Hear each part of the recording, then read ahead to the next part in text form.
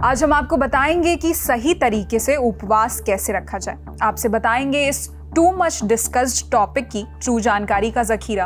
और अगर आप परेशान हो कि यार अपनी तो लाइफस्टाइल की हैबिट्स ही इतनी परेशानी भरी हैं, तो हरी पत्ती देखते ही दिमाग खराब हो जाता हो, तो आपको घबराना नहीं है। तसल्ली से हमारी बातें सुननी है और कोशिश करनी है जितनी भी आप और हम अपने जीवन में उतार सकें। नमस्ते, मेरा नाम है निहारिका और आप देख रहे हैं किताबों से जुड़ा हमारा डेली शो किताबी बातें। आज हमने हिस्ट्री, लिटरेचर और राजनीति से थोड़ा ब्रेक लिया, तो सोचा हेल्थ पर एक किताब पढ़ी जाए। तो आज की किताब है द लाइफस्टाइल डाइट।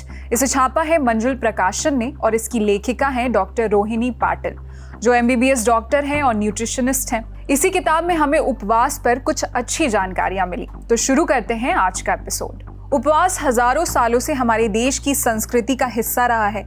हमारे आयुर्वेद और कई प्राचीन ग्रंथों में जो स्वास्थ्य से जुड़ी जानकारियां देते हैं, उनमें उपवास के बारे में बहुत सारी जानकारी मिलती है।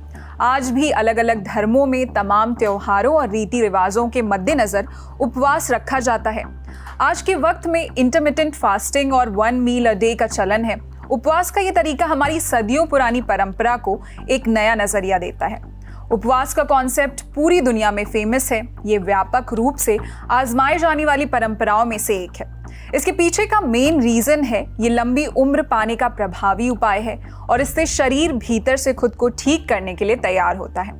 आजादी के बाद जब अन्न की किल्लत आई, तो तब के प्रधानमंत्री लाल बहादुर शास्त्री ने फौरी तौर पर उपवास से ही समस्या का हल पाया था। आज हम आपको बताएंगे ऑटोफजी का तरीका और उसके फायदे। सबसे पहले समझते हैं ये ऑटोफजी क्या है। तो ऑटोफजी साइंस का एक टेक्निकल शब्द है। ये एक प्राचीन ग्रीक शब्द ऑटोफजी से लिया गया है, जिसका अर्थ है खुद को खाना। तो जब हम उपवास रखते हैं या भूखे रहते हैं, तो उसकी एक हार्मोनल प्रतिक्रिया होती है। हमारे शरीर से पुरानी कोशिकाओं यानी सेल्स के कचरे को बाहर निकालने और नई कोशिकाओं में इजाफा करने का ये एक सबसे अच्छा तरीका है।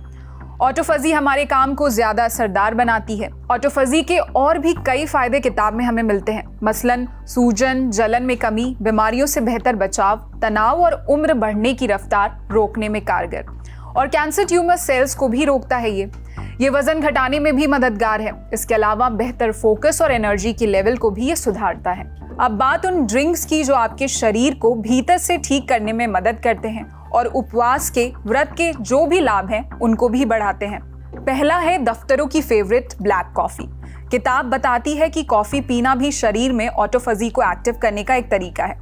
कॉफी में मौजूद पॉलीफेनॉल्स शरीर पर अच्छा एंटीऑक्सीडेंट प्रभाव डालते हैं।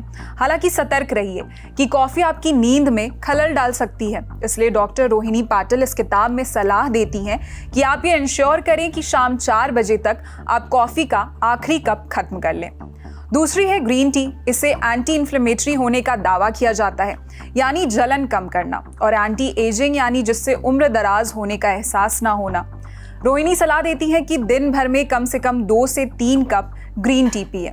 इसके अलावा नारियल तेल का इस्तेमाल करने की भी सलाह दी जाती है, क्योंकि इससे ब्लड ग्लूकोज स्थिर रहता है। तो ये आपके उपवास के घंटों के दौरान आपको बेहतर महसूस करने के लिए मदद करता है। अब बात इंटरमिटेंट फास्टिंग की। ये बहुत आसान है। जब भी आपको लगे कि आप अपनी लाइफस्टाइल से जन्मी परेशानियों से मुक्त होना चाहते हैं, आप इसकी शुरुआत कर सकते हैं। मोटा माटी अर्थ ये है कि आपको अपनी फूड प्रैक्टिस में सुधार लाना है, तो ये एक रास्ता है उसका। इसके अलावा आपकी भी चाहत होगी कि इंटरमिटेंट फास्टिंग से ज्यादा लाभ कैसे प्राप्त करें। इसके 3 तरीके बताए गए हैं। पहला है व्यायाम यानी एक्सरसाइज। इसके बारे में डॉक्टर रोहिणी कहती हैं कि शरीर में ऑटोफजी को बढ़ाने के लिए एक्सरसाइज करना सबसे कारगर तरीकों में से एक है। एक्सरसाइज की जो प्रक्रिया है वो ऑटोफजी को बढ़ाता है। रोहिणी का दावा है कि दिमाग में ऑटोफजी को एक्टिव करने के लिए केवल 30 मिनट की एरोबिक एक्सरसाइज पर्याप्त होती है। दूसरा है कम कार्बोहाइड्रेट वाला खाना, माने अंडे, मछली और हरी पत्तेदार सब्जियां। और तीसरा जो हम सब जानते हैं पर मानते नहीं, वो है गहरी नींद, जो बहुत जरूरी है अगर आप उपवास में हैं। अब ऐसे में आप सबके मन में ये सवाल उठ रहा होगा कि इंटरमिटेंट फास्टिंग की शुरुआत कब करें। रोहिणी बताती हैं कि इसके 3 तरीके हैं। जब भी आपको लगे कि आपको अपने स्वास्थ्य पर ध्यान देने की जरूरत है, आप इसकी शुरुआत कर सकते हैं। सो फटाफट से वो 3 तरीके भी बता देते हैं। पहला है 12 घंटे का उपवास, जो हम में से बहुत सारे लोग जाने अनजाने कर ही रहे होते हैं। सिंपल सा नियम है इसका कि मान लीजिए अगर आपने रात 8 बजे खाना खाया है तो आपका अगला खाना सुबह 8 बजे होगा। दूसरा है 16 और 8 घंटे की इंटरमिटेंट फास्टिंग, यानी दिन के 16 घंटे आप उपवास रखेंगे और बाकी के 8 घंटे में जो खाना है खाएंगे। इसे 2 उदाहरणों से समझते हैं। पहला कि अगर आप दिन का आखिरी भोजन रात 8 बजे करते हैं तो अगले दिन आपका पहला भोजन दोपहर में होगा। इसमें आप अपनी ब्रेकफास्ट को छोड़ रहे होंगे, लेकिन फिर भी आप दोपहर 12 बजे से रात 8 बजे की अपनी 8 घंटे की ईटिंग विंडो में 3 बार खाना खा रहे होंगे। दूसरा है कि अगर आप मॉर्निंग पर्सन हैं, यानी सुबह जल्दी उठ जाते हैं और आपको सुबह खाना पसंद है, तो आप अपना डिनर शाम 6 बजे कर सकते हैं और अगली सुबह आप 10 बजे ब्रेकफास्ट लेंगे। यहाँ आप अपना उपवास तोड़ रहे होंगे, जैसा कि ब्रेकफास्ट शब्द से ही पता चलता है। इस तरह की इंटरमिटेंट फास्टिंग भी आपकी जीवन शैली का हिस्सा हो सकती है।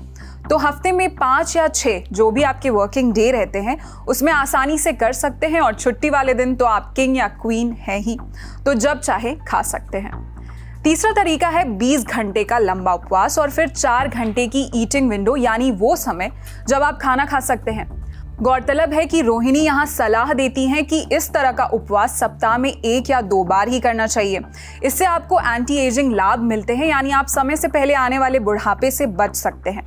आप इस तरह के उपवास को बटर कॉफी या प्रोटीन शेक लेकर कर सकते हैं। साथ ही दिन में एक स्वस्थ भोजन भी कर सकते हैं। हम आज के एपिसोड से रोहिणी के शब्दों में ही विदा लेंगे।